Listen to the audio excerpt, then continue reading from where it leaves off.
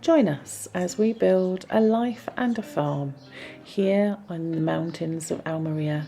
I work online over at the rental before heading across to do some work at the house. We had a cold February and early March. Some days temperatures didn't get much above 6 degrees.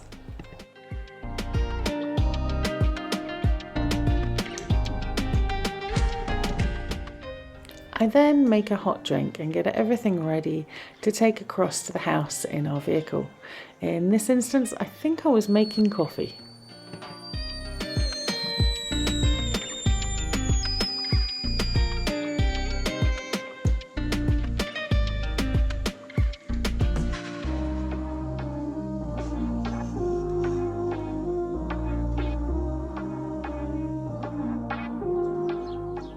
Of course, the most important thing to take with me is Otis, so he's always loaded into the car first.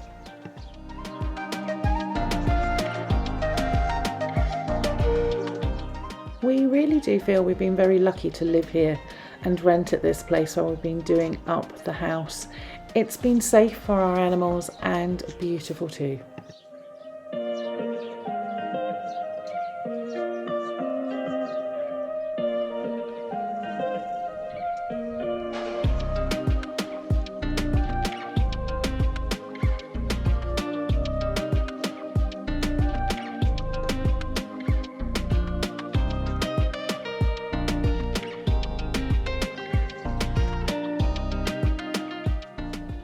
For each trip across, I take all of the tools and equipment needed to do the work that I'm doing on that day. We don't leave anything over at the house while we're not living there. So it does mean it takes about half an hour just to load up and unload each time.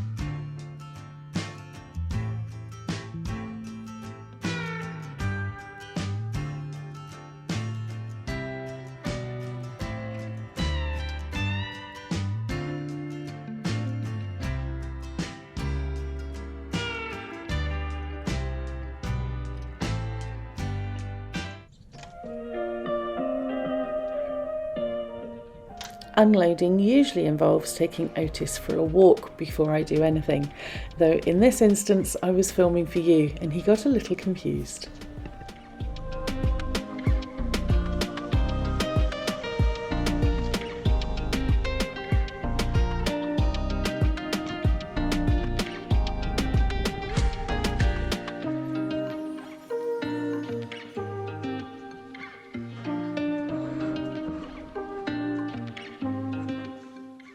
When I arrive, I really love getting those shutters open and letting the sun flood in and warm the place. It's amazing how much it just changes and it feels like home already.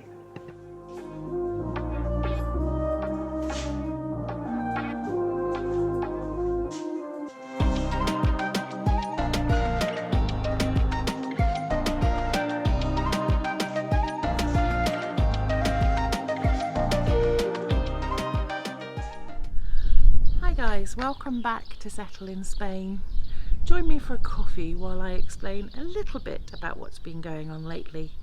I'm over here at the house and about to start work doing some tiling, which you will see in a later episode coming really soon, I hope. This is a slightly different start today. I just wanted to give you an idea of what my routine is like.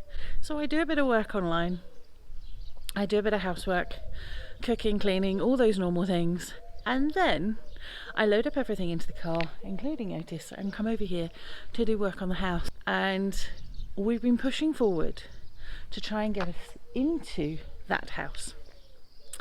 As many of you know, we've been renting while we've been getting things done here, and we needed to get to a stage where we could actually move into, camp out in a part of the house.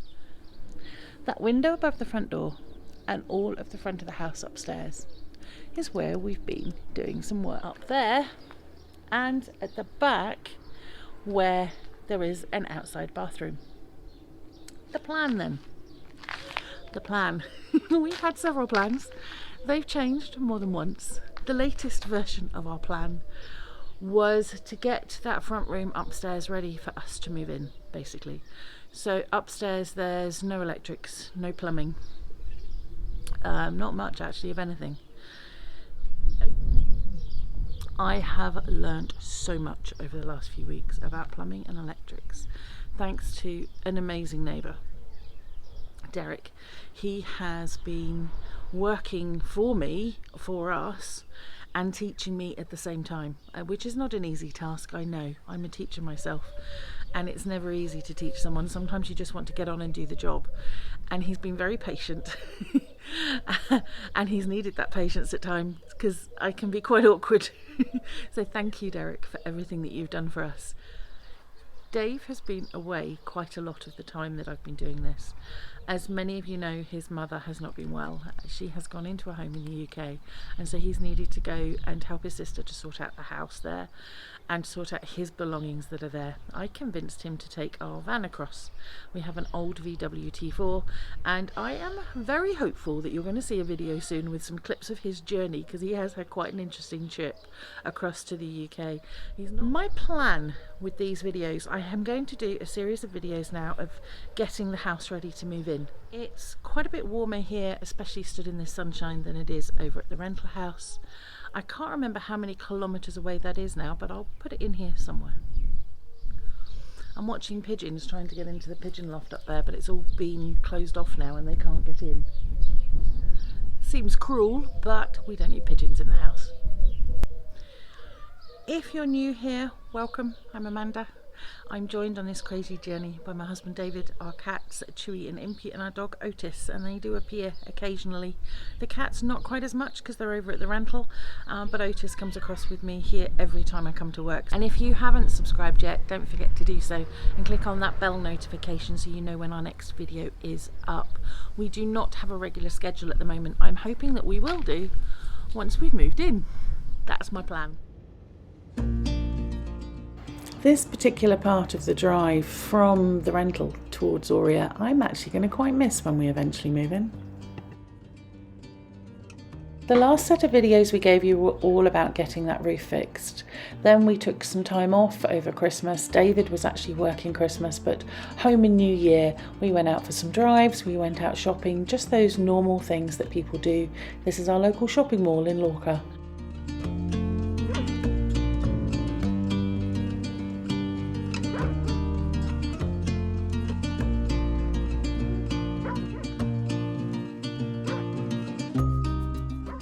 Otis loves travelling with us, and he gets excited when we get to certain parts of the journey.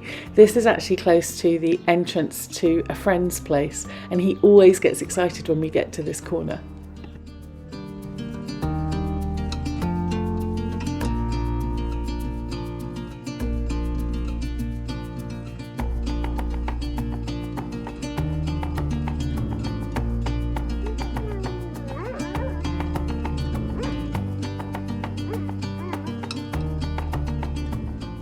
All too soon it's time to head back to the airport and get David back to work.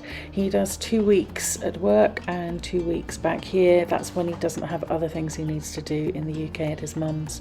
Though it is beautiful to see the sunrise early in the morning. Otis always comes with us on these trips, and this one was in the gold van. For those of you who are up to date, you'll know that's broken at the moment. If you haven't seen it yet, you'll need to catch up on our last video to find out what happened there.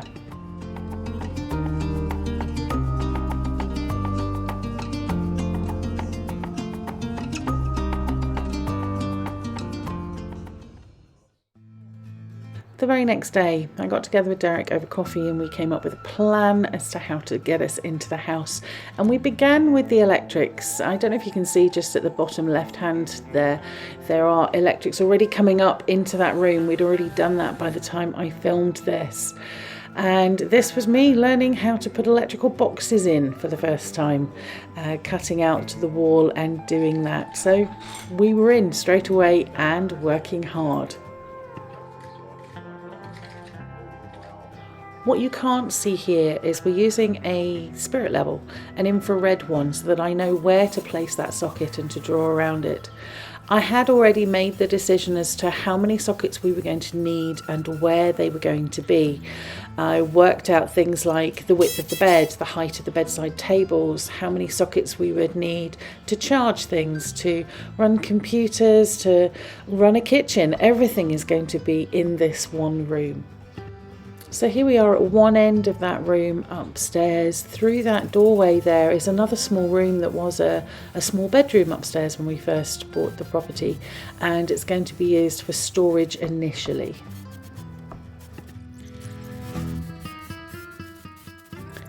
So I worked on the sockets while Derek was the other end channeling the floor, and then I started to channel out the wall from one end and we met in the middle. This created a horrendous amount of dust. There was yeso on those walls on the outside. On the inside there was lime. We had all the windows open but did have to take the occasional break to actually clear the room of all the dust.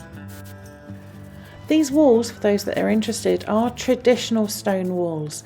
Behind the yeso that's on the outside, we've got stones held together with lime, and there are varying types, some exceptionally hard and some not.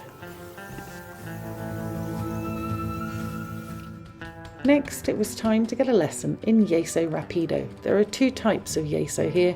One is normal and the other is rapido. The rapido I have been warned against because it does apparently set exceptionally quickly. Basically you mix this with a bit of water and then use it like plaster, but this is the particularly fast setting one, and it was really interesting to watch how Derek did it. Because I tried plastering walls with it. Ooh. I got through one 10-litre bucket, Yeah. one whisk for my drill. And it all stuck together. By the time I'd spun it for about 30 seconds, it was rock hard. The bucket went through the plasterboard.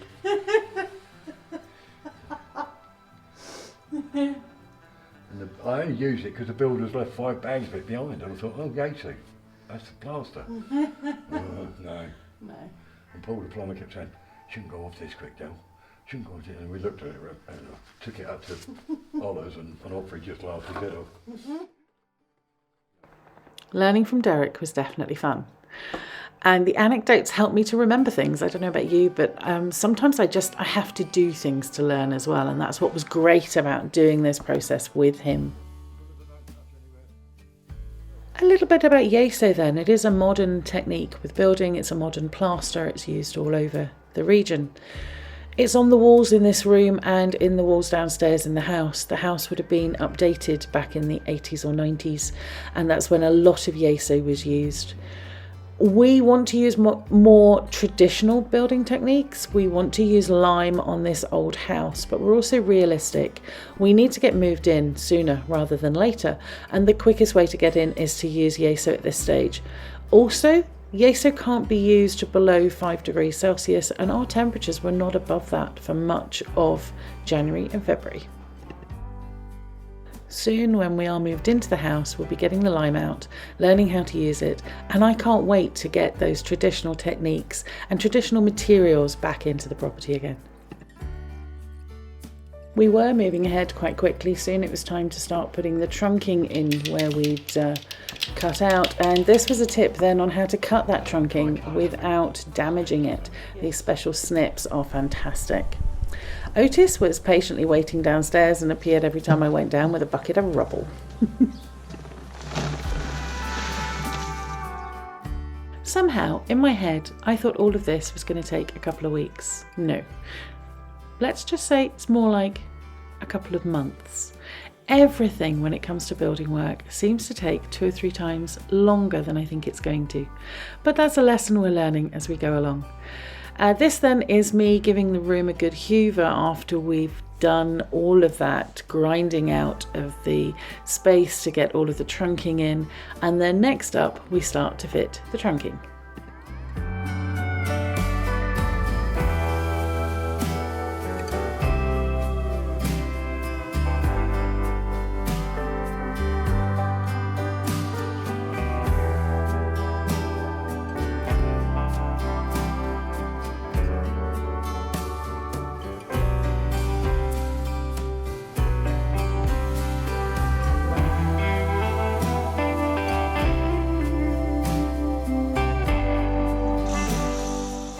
So the next thing I learned how to do was fitting the trunking, and we'd picked up this ingenious little plastic plug that you can use a tie wrap in order to hold the trunking into the wall, thanks to Lillian and Chris over at Tales from the Cave Side, who gave me the link to these. Such a great way of putting things in these thick stone walls that are also quite crumbly in places. It was a really great way to hold everything in place.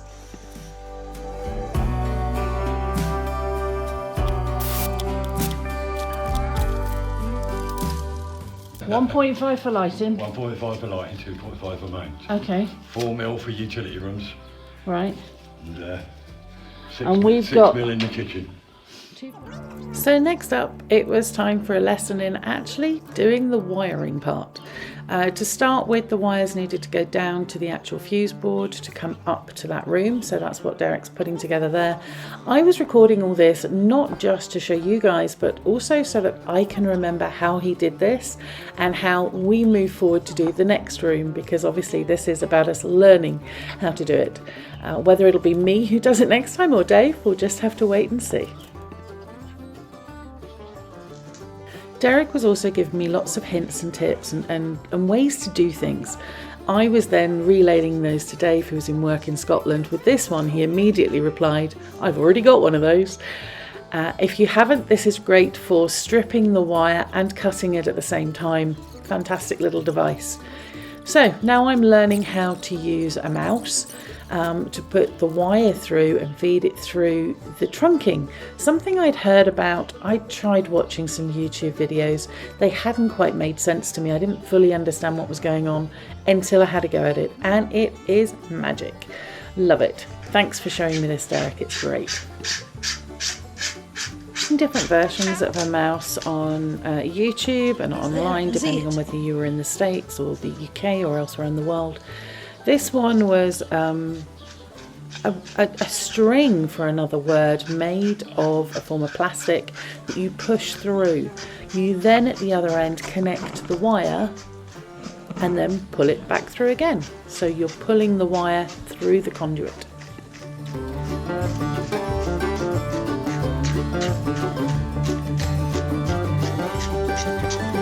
Here it is.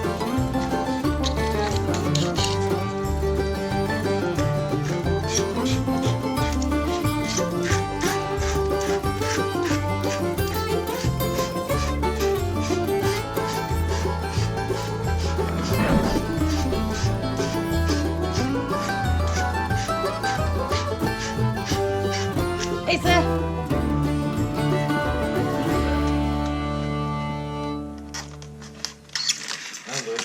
Simple's best. Yeah. With the wiring in, now came time to learn how to connect those wires up in order to have a socket that's going to work. There's a lot of sockets going into this room. As I said, we're going to be doing everything in this room for I don't know how long. It's going to be our bedroom, our living room, our kitchen, my working office where we charge everything. Yeah, basically everything will happen here.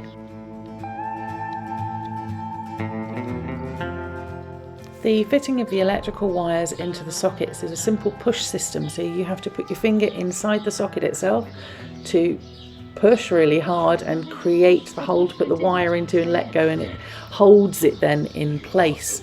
A clever system, doesn't require a screwdriver, but does hurt the ends of your thumbs. We need to devise something in the long term that we're going to use to do that with, I think, and protect our thumb ends. This was getting quite painful for Derek to do after a while.